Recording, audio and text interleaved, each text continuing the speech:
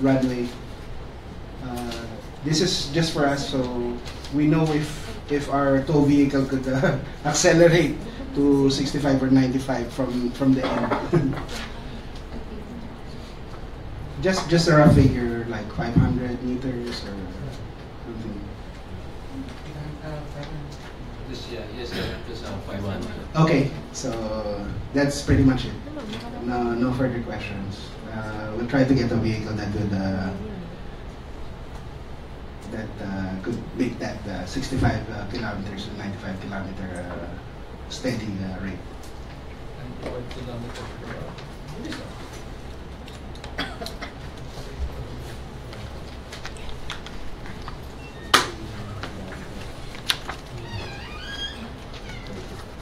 Yun na po.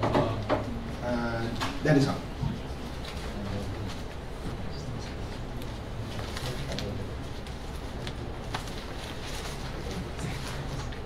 That's all.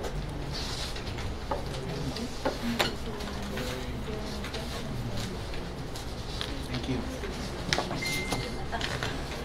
Okay, wala na po. Okay.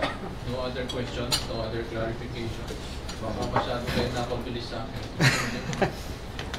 Sir, baka kayo may question.